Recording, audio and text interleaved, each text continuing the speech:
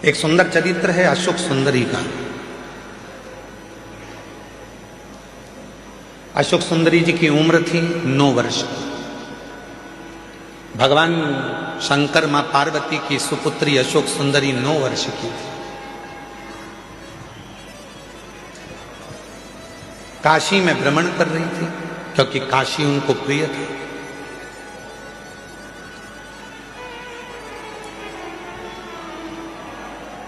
अशोक सुंदरी जी को काशी बड़ा प्रिय था। काशी में रह रही थी, काशी में भ्रमण कर रही थी और भ्रमण करते करते काशी की धरा पर अशोक सुंदरी एक दिन बाबा विश्वनाथ जी के पास में पहुंच गई, अपने पिताजी के पास। जब जाकर देखा तो पिताजी तो तप साधना में लीन थे। अशोक सुंदरी ने देखा कि पिताजी तो तप साधना में लीन है, अब मैं किसके पास जाऊं। तो अशोक सुंदरी फिर दौड़ लगाई, अपनी मां को खोजने लगी, माता पार्वती। उस समय पर मां जगतजननी जगदम्बा अंबा माता पार्वती मैया असुरों का संहार करने के लिए गई थी। मां जगतजननी को ढूंढ, पार्वती जी मिलती नहीं। अशोक सुंदरी आखिरी में ढूंढते ढूंढते श्री गणेश जी महाराज के पास में गई, गणेश जी भी नहीं मिले। षडानंद कार्तिकेय जी के पास गई, षडानंद कार्तिकेय भी नहीं मिले।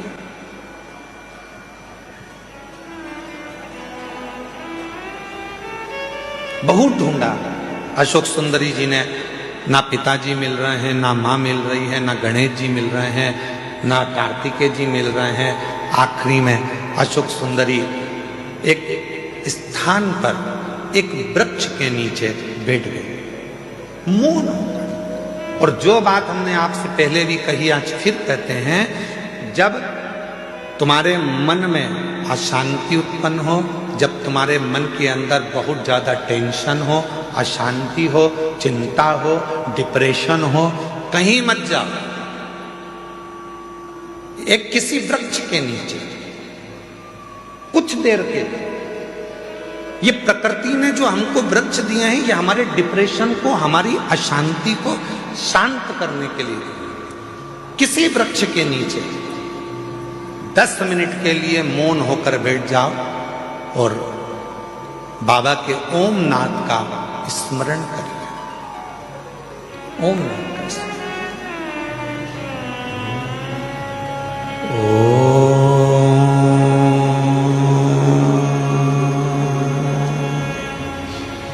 जब हम ओम नाथ का स्मरण करते हैं किसी वृक्ष के नीचे बैठकर, तो प्रकृति के देव भगवान देव अधिदेव महादेव हमारे ऊपर दृष्टि देते हैं, हमें देखते हैं। शिव महापुराण की कथा में लिखा है, गर्ग संहिता में लिखा है, पद्म पुराण में लिखा है, नर्मदा पुराण में लिखा है, स्कंद पुराण के रेवा खंड में लिखा है, जो पुण्य नदी के तट पर भजन करने में मिलता है, जो पुण्य तीर्थ में जाकर भजन करने में मिलता है, जो पुण्य घर से बाहर निकलकर भजन करने में मिलता है, वो पुण्य एक वृक्ष के नीचे बैठकर ओम का नाद करने से तुरंत प्राप्त हो जाए। वो पुण्य प्राप्त हो।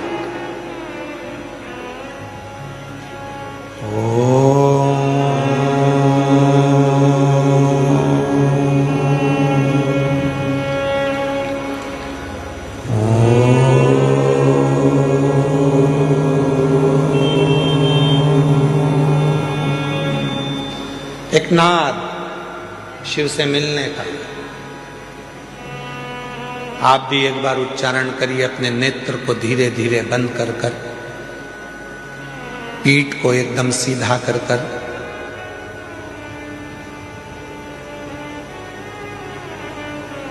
दोनों भुकुटियों का स्मरण मध्य बिंदु में कर कर इस ओम को लंबी गूंज के साथ अपने मुख से उच्चारण करिए।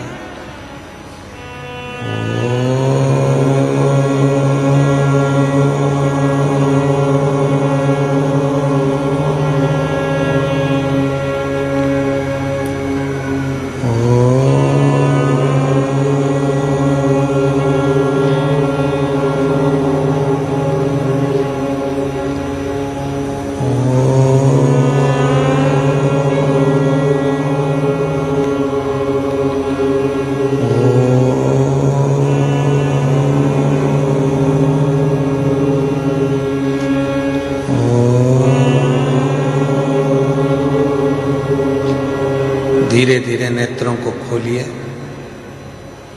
स्मरण करिए देवाधिदेव महादेव के किसी वृक्ष के नीचे बैठकर शिव हमको देख रहे हैं और हम उस शिव को महसूस कर रहे हैं। ऐसा लग रहा है कि हमारे पास में हमारा देव अधिदेव महादेव कुबेर भंडारी स्वयं आकर खड़ा हुआ है। वो नाद है, वो अशोक सुंदरी ने ओम का उच्चारण करा, अशोक सुंदरी ने नाद किया ओम का। शिव पुराण की विद्येश्वर संहिता कहती है, स्कंद पुराण का रेवा खंड कहता है, किसी वृक्ष के नीचे बैठकर जब हम लंबी श्वास लेकर ओम का उच्चारण करते हैं तो महादेव हमको देखते जरूर हैं। और वही हुआ। जैसे ही अशोक सुंदरी ने काशी में बैठकर ओम नाद करना प्रारंभ करा, शिव जी की दृष्टि पड़ी तो इतने में भगवान शंकर तो तप में लीन थे और अशोक सुंदरी उनको महसूस कर रही है कि मेरे पिता है।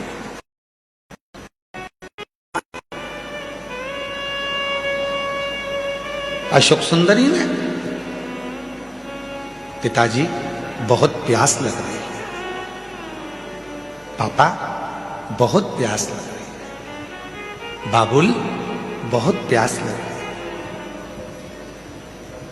जिंदगी में यदि किसी बाप बेटी का प्रेम देखना है, जीवन में किसी पिता और पुत्री का प्रेम देखना है तो दो जगह पर देखिएगा। एक देखिए देवाधिदेव महादेव और अशोक सुंदरी का प्रेम, और दूसरा देखिए नरसिंह मेहता और नानी भाई का प्रेम। दोनों संबंध क्या है, रिश्ते क्या है, नाते क्या है, एक बाप और बेटी का स्नेह क्या होता है, ये शिव पुराण बता सकता है। एक बाप और बेटी का स्नेह क्या होता है, ये शिव पुराण बता सकता है।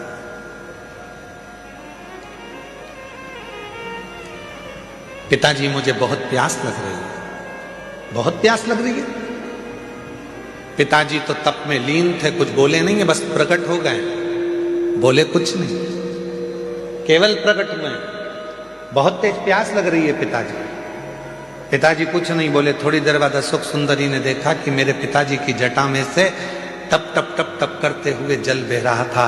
अशोक सुंदरी को लगा कि गंगा मैया सिर पे है तो वो पानी बहा रही है, मैं क्यों ना इस जल को पी लूं। और तुरंत अशोक सुंदरी ने पिताजी के कंधे पर जाकर लिपट गई और लिपट कर अशोक सुंदरी ने अपने मुख को ऊंचा करा और शिव जी की जटा से, भगवान शंकर की जटा से जो बूंद बूंद जल टपक रहा था उसको अशोक सुंदरी ने पीना प्रारंभ कर दिया।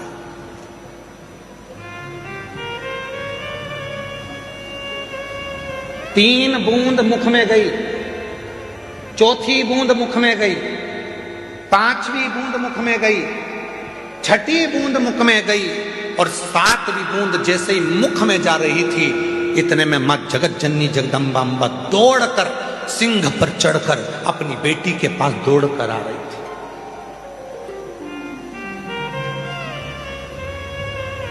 जगत जननी जगदम्बा अम्बा दौड़कर, सुंदरी सुंदरी सुंदरी सुंदरी अशोक सुंदरी सुंदरी सुंदरी, क्या हो गया। शिवजी ने देखा कि पार्वती जी इतनी जल्दीबाजी में कहां से आ गई।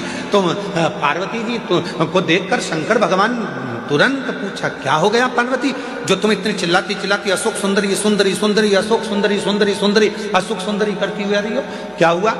अरे वो अशोक सुंदरी तुम्हारे पीछे बैठी है, उसको प्यास लग रही थी, पानी नहीं मिला तो वो तुम्हारे शीश से जो बूंद बूंद जल टपक रहा है ना उसको पी रही है।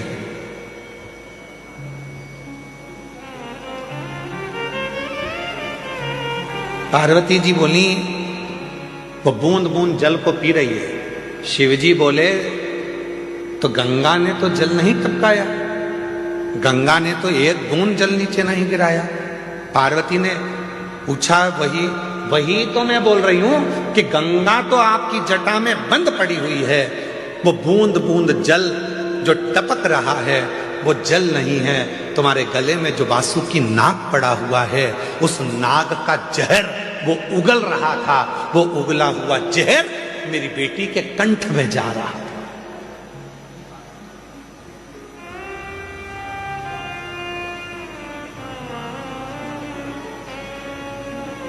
वो वासुकी नाग का उगला हुआ जहर मेरी बेटी के कंठ में जा रहा है। इसलिए मैं अपनी बेटी को बचाने आई हूं। शंकर भगवान बहुत तेज मुस्कुराए, हंस दिए। शिवजी ने कहा, पार्वती तुम मुझे जान नहीं पाई। सुन लेना दुनिया के लोगों, जो शिवजी पे चढ़े हुए जल का पानी पीने के लिए मना करते हैं, जल पीने का मना करते हैं, उनके लिए कथा प्रेरणा है। लोग कहते हैं शिवजी पे चढ़ा हुआ जल नहीं पीना चाहिए। वो कथा को ध्यान से सुनना। आज रुद्राक्ष महोत्सव 2026 के प्रथम दिवस की कथा को अपने चित्त में बिठाना। शिवजी हंसे, पार्वती से कहा, पार्वती तू मुझे अभी तक समझ नहीं पाई है। पार्वती ने पूछा, क्यों? तूने क्या कहा? मेरे जटा से बाल में से पानी टपक रहा था और अशोक सुंदरी पी रही थी, और वासुकी नाग ने जहर उगला था, वो जहर अशोक सुंदरी के मुख में चला गया था। अरे पार्वती तो मुझे समझ नहीं पाई है। पार्वती अगर जहर भी मुझ पर चढ़ जाता है तो वो भी अमृत बन जाता है, तो कब समझेगी?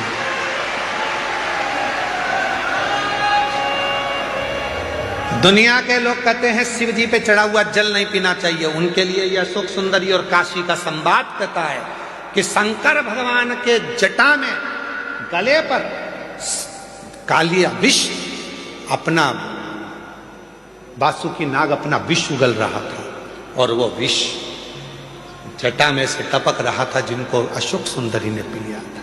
पार्वती तू मुझे समझी नहीं है।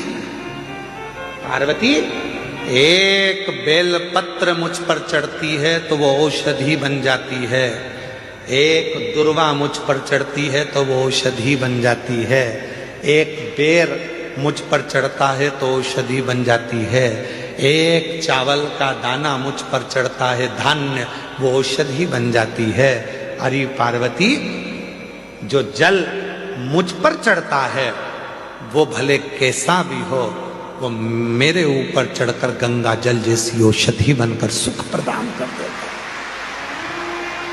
औषधि देता है। अब दुनिया के लोग बोलते हैं कि गुरुजी जल नहीं पीना चाहिए, तो दुनिया के लोग तो ये भी कहते हैं कि जल मत पियो, भले मदिरा पी लो।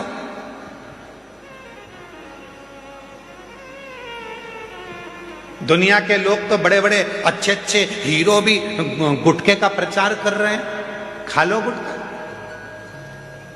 दुनिया के लोग तो गलत गलत प्रचार कर रहे हैं, कर लो गलत काम। नहीं,